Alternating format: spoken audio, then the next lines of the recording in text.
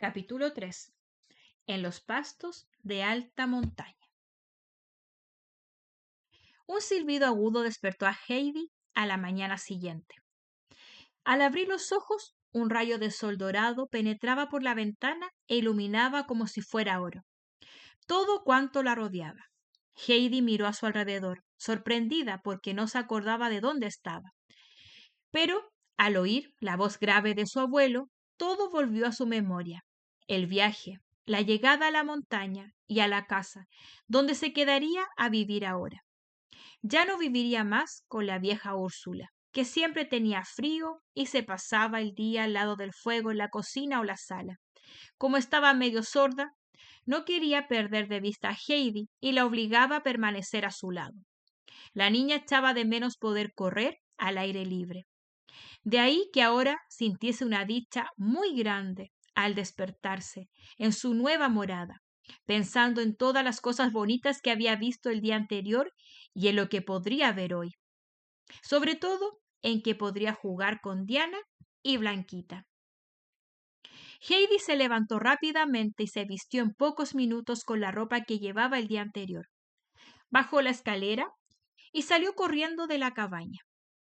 Pedro el cabrero ya estaba allí con su rebaño, y el abuelo, que en aquel momento abría el establo para hacer salir a sus dos cabras, Heidi corrió hacia ellos, dando los buenos días al abuelo y a las cabras. ¿Quieres acompañarles al pasturaje?, le preguntó el anciano. Heidi, al oír tal proposición, saltó de alegría. Pues entonces ve a lavarte para que estés muy limpia. De lo contrario, el sol allá arriba se burlaría de verte tan sucia. Ahí tienes lo que necesitas para lavarte.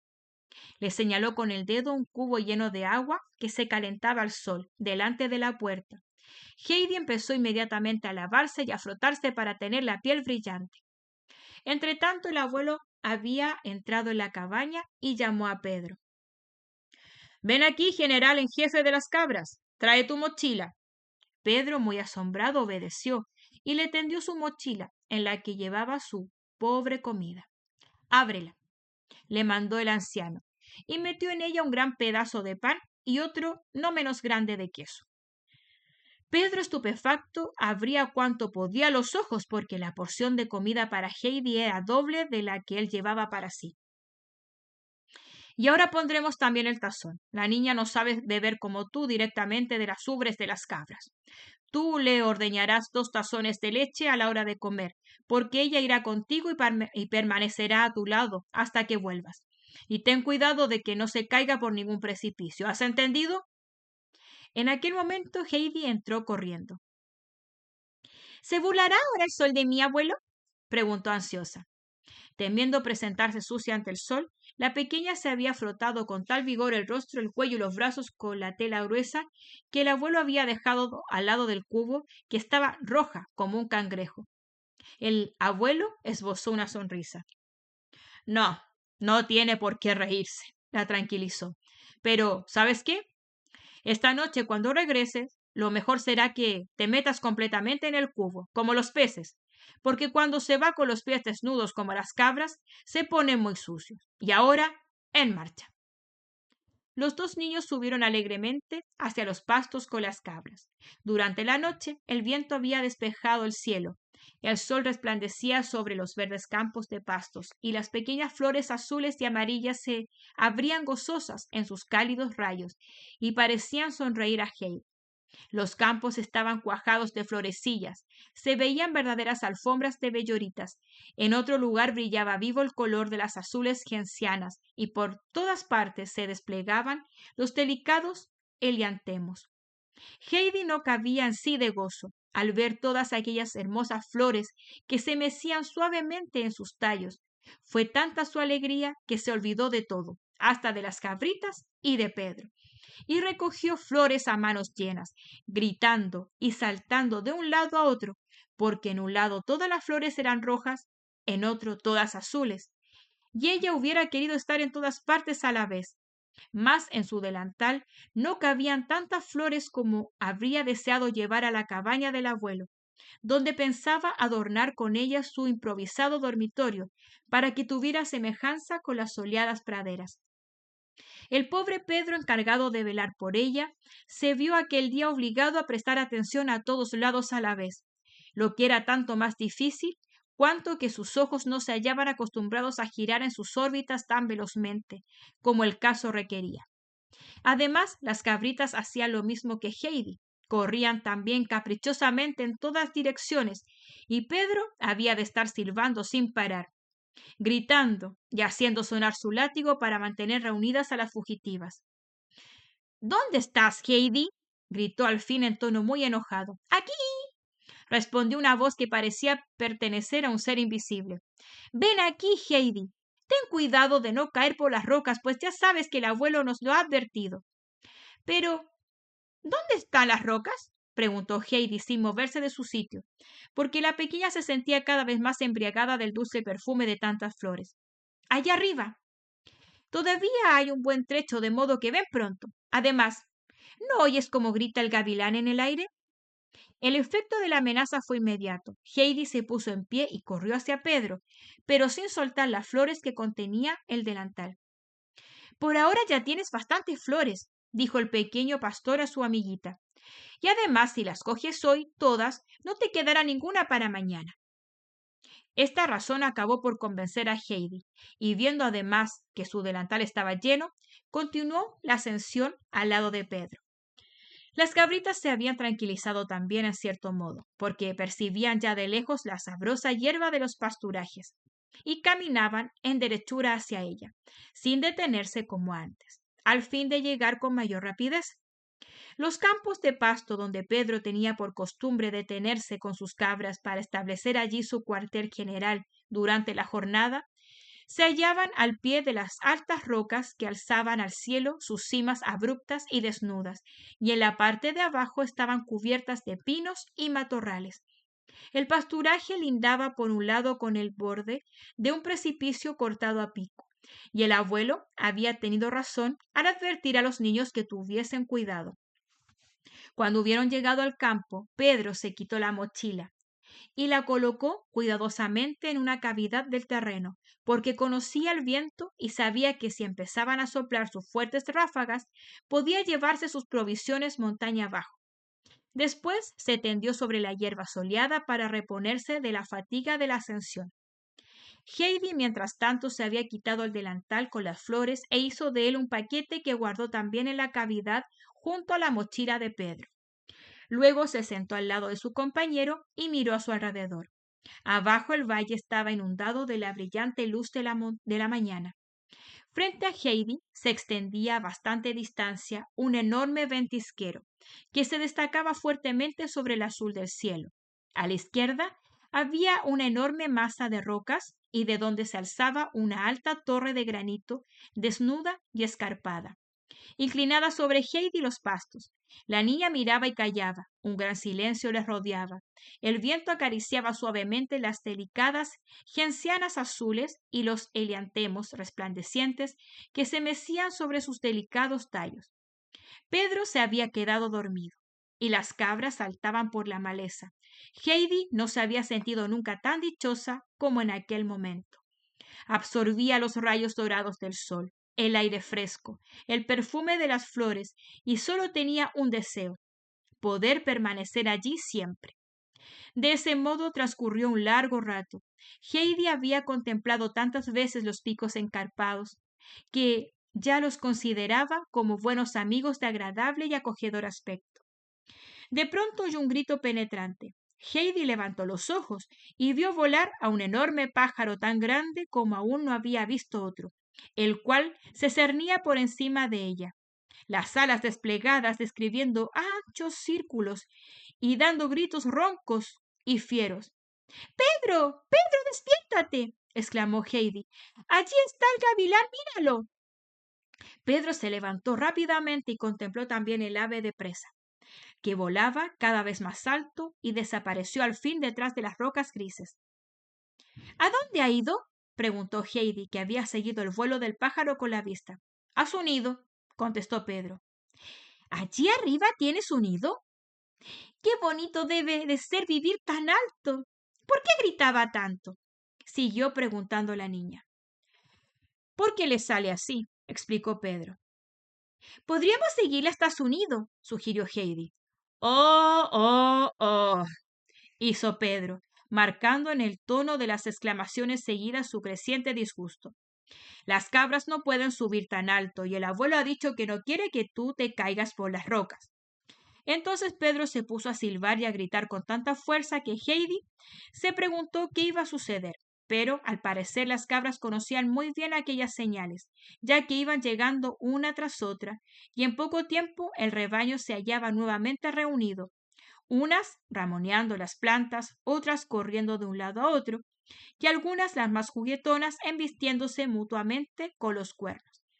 Heidi se había levantado y corría entre las cabras. Sentía una indescriptible alegría al contemplar los juegos de aquellos animales tan ágiles, y la niña iba de una cabra a otra para conocerlas mejor, pues cada una tenía alguna característica que la diferenciaba de las demás.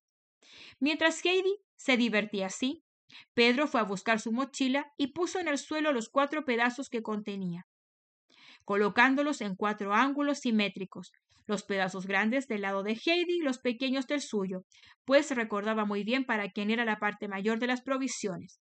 Luego tomó el recipiente, ordeñó a Blanquita y puso el tazón lleno de leche blanca y fresca en medio del cuadrado. Después llamó a Heidi, pero hubo de llamarla con más fuerza de la que empleara para mandar a los animales. La niña se divertía tanto con los saltos y brincos de estos que no veía ni oía nada. Pedro gritó tan fuertemente que su voz retumbó entre las paredes roqueñas, y Heidi al fin apareció. Al ver la improvisada mesa, se puso a bailar de alegría alrededor de ella.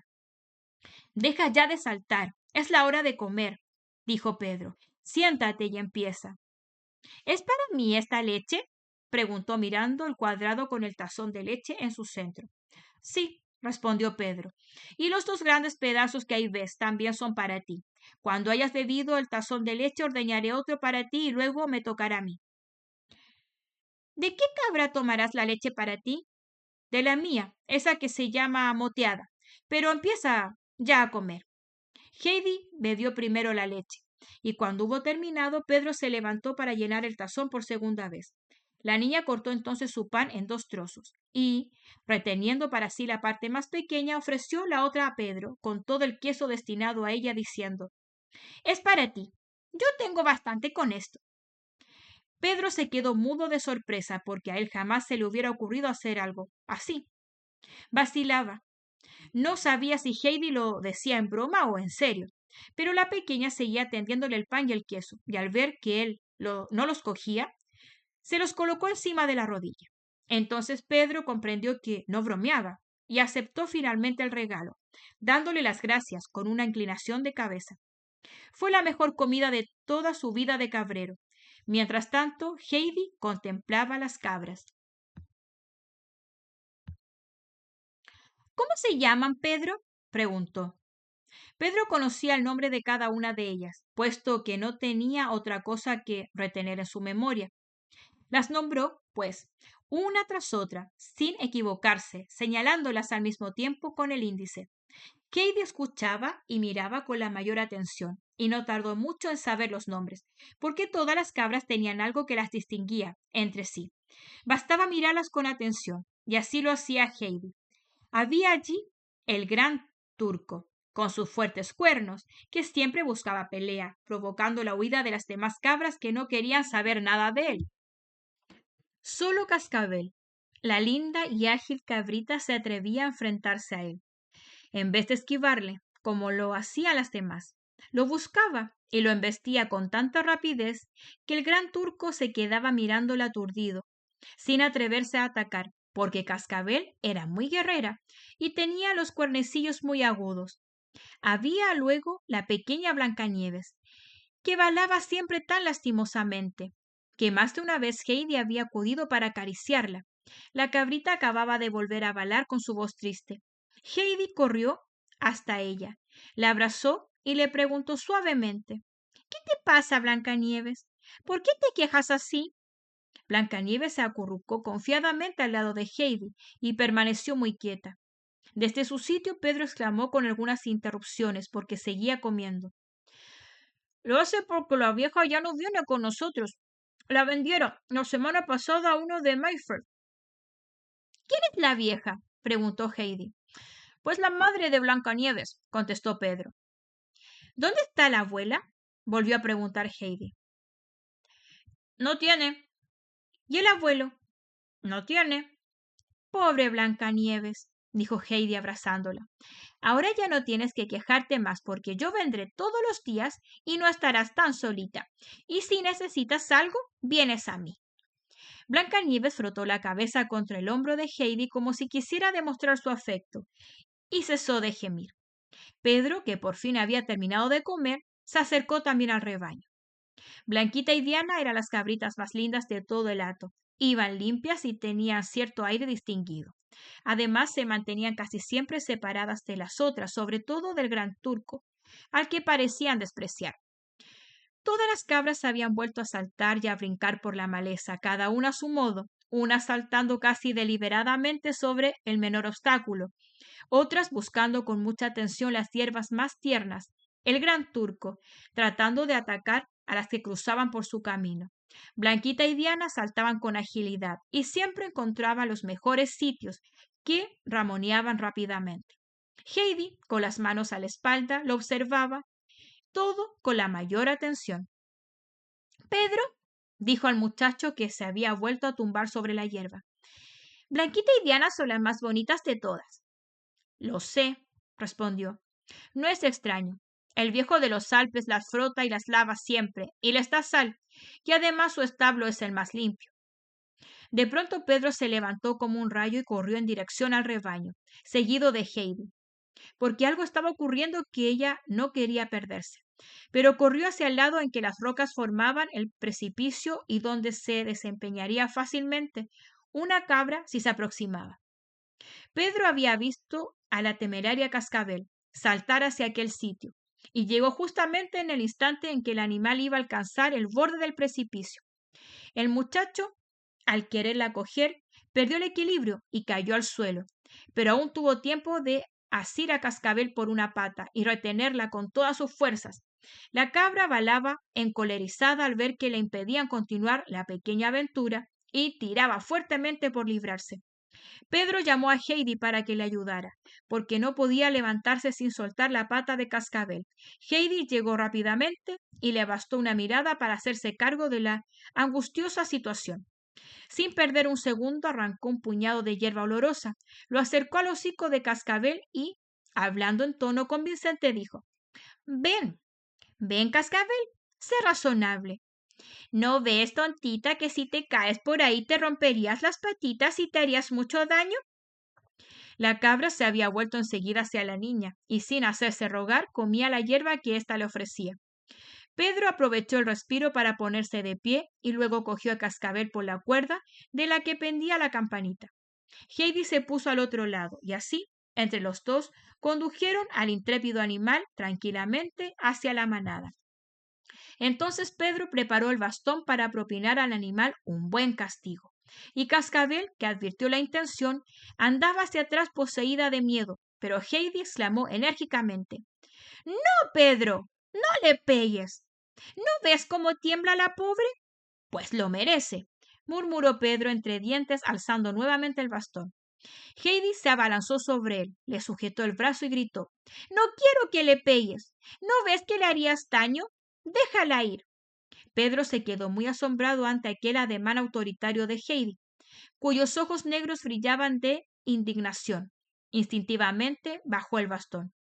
Está bien, la dejaré ir si tú me das mañana otra vez parte del queso, dijo, porque quería cuanto menos que le diese una compensación por el susto que había sufrido. Te lo daré todo, mañana y todos los días. No lo necesito, contestó Heidi, y te daré parte del pan como hoy he hecho, pero prométeme que no pegarás nunca a Cascabel ni a Blancanieves ni a ninguna cabra. Como quieras, repuso Pedro, y en su boca esa respuesta era como una promesa. Solo soltó a la culpable, que se fue a juntar alegremente con sus compañeras. Así transcurrió el día sin que los niños se dieran cuenta de ello. El sol había alcanzado la línea del horizonte y estaba a punto de ocultarse tras las montañas. Heidi se había sentado en el suelo y miraba cómo los rayos dorados del sol poniente iluminaban las flores multicolores. La hierba tenía un brillo rojizo y las rocas se encendían.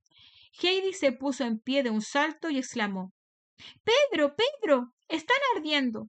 Todas las montañas arden, y también la nieve y el cielo. Fíjate, fíjate cómo arden las rocas. ¡Qué bonita es la nieve en llamas! También está ardiendo el nido del gavilán. Mira las rocas, los árboles, todo está ardiendo. No es nada. Eso pasa todos los días, respondió Pedro tranquilamente. Siguió mondando la vara que había cortado y añadió: No es ningún fuego. ¿Entonces qué es? Preguntó Heidi, que no sabía a qué lado mirar primero.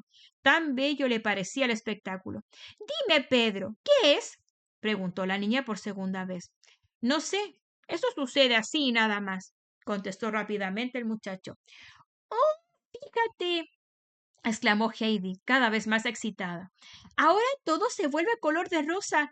Mira aquella montaña cubierta de nieve como está, y aquella otra puntiaguda. ¿Cómo se llaman, Pedro?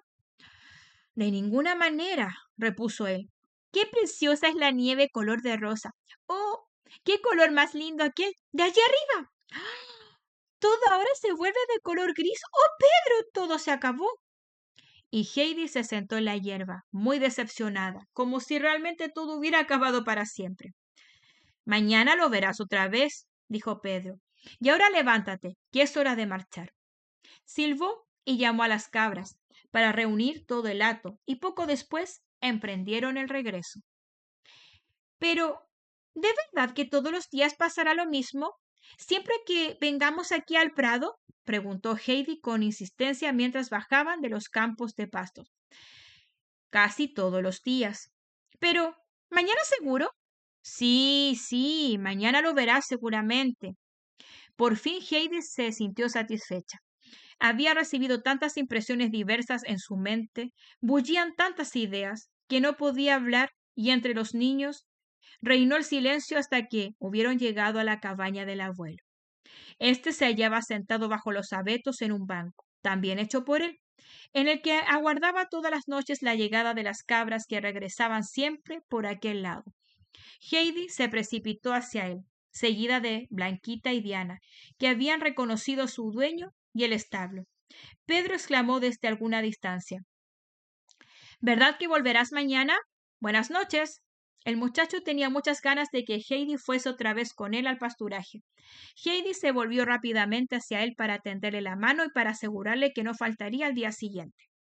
Luego se acercó nuevamente a Blancanieves, la abrazó por el cuello y le dijo: Duerme bien, Blancanieves. Acuérdate que mañana estaré otra vez a tu lado y que ya no has de balar con tanta tristeza. La cabrita volvió la cabeza hacia Heidi y la miró con sus ojos dulces como si quisiera demostrar su agradecimiento por el afecto con que la niña la trataba. Y luego siguió, saltando alegremente al hato. Heidi regresó entonces al lado de su abuelo sentado debajo de los abetos. ¡Abuelo! ¡Qué bonito ha sido todo! exclamó. El fuego, las rosas sobre las rocas y las flores azules y amarillas. Y mira lo que te traigo. Heidi echó a los pies de su abuelo las flores que ella trajera en su delantal, pero las pobres flores estaban completamente mustias. La niña no las reconoció. Le parecía que había traído heno en vez de flores frescas como se proponía. Ni una sola estaba abierta.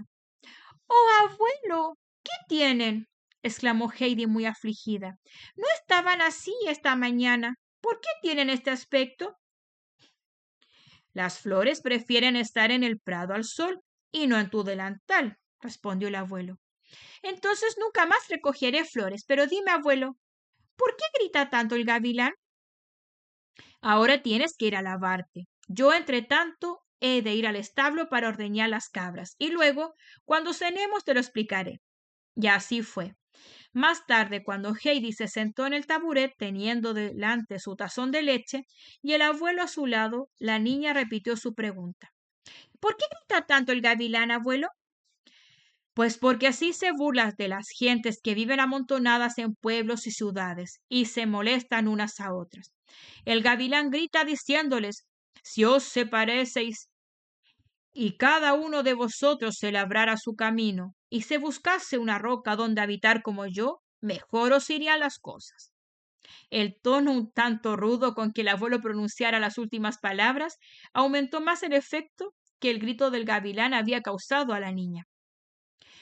¿Por qué no tienen nombre las montañas, abuelo?, preguntó después. Vaya, sí lo tienen, exclamó el abuelo y añadió.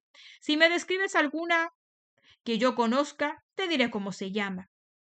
Heidi le describió enseguida cómo era la montaña de las grandes rocas, tal como la había visto, con su gran pico a modo de torreón, y el abuelo le dijo, sí, esa la conozco bien.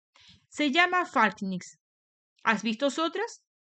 Entonces la niña le explicó cómo había visto el gran ventisquero y la nieve de la cima que se tomó roja como el fuego, luego se volvió de color rosa y por último completamente pálida, como si se extinguiera. También la conozco, se llama Casa Plana. ¿De modo que te ha gustado pasar el día allá arriba? Heidi le contó todo lo que había visto y qué bonito era aquello, sobre todo el fuego, que hubo un poco antes de oscurecer. Y quería saber de dónde venía aquel fuego, porque Pedro no había sabido qué contestar a sus preguntas. Verás, dijo el abuelo, es un efecto de los rayos del sol. Cuando el sol se pone y da las buenas noches a las montañas, les envía sus últimos y más bonitos rayos para que no lo olviden hasta el día siguiente. A Heidi le gustó mucho lo que su abuelo le había contado, y apenas podía esperar la llegada del nuevo día para volver a subir a los campos de pastos y para ver otra vez cómo el sol daba las buenas noches a las montañas. Pero entre tanto era preciso acostarse. La niña durmió toda la noche en el más dulce sueño sobre su lecho de perfumado heno, y soñaba con las montañas grandiosas de rocas carmesí, y sobre todo con Cascabel y sus alegres piruetas.